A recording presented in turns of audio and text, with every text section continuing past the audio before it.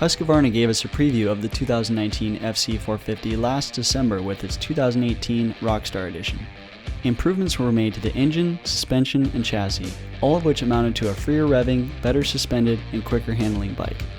Like its distant relative, the KTM 450 SXF, the Husky has a mellow bottom end power delivery that could be improved upon to give the bike a livelier feel on the track. The Husqvarna was praised for its cornering ability, stability, and high quality components. The FC 450 engine sees several updates for 2019, including a more compact cylinder head that is 15mm shorter and 500 grams lighter, a new camshaft, a dampened diaphragm steel or DDS clutch, a Pankel transmission, a redesigned exhaust system, and updated traction and launch control settings. The first thing we did when we received the Husqvarna was mount a Dunlop D404 street tire on the rear wheel and run it on our in-house dyno. The FC 450 produced 51.46 horsepower at 9,430 RPM and 33.07 pound-feet of torque at 6,880 RPM. With those numbers, the Husqvarna ranks third among the 6 bikes in both the horsepower and torque categories. We then installed a fresh set of Dunlop MX33 soft to intermediate terrain tires to ensure consistency and traction among the 6 competitors through the duration of the test.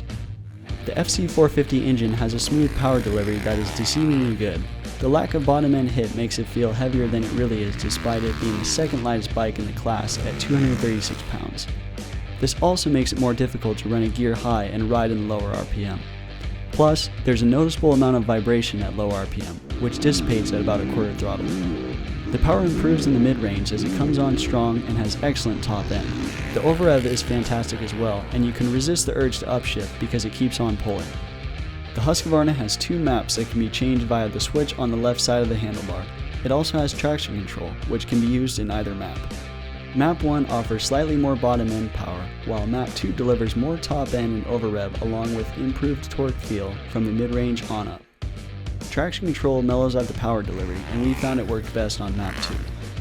In the suspension department, the FC 450 is equipped with a WP AER 48 air fork and WP shock, and Husqvarna updated the components to match with the new chassis for 2019.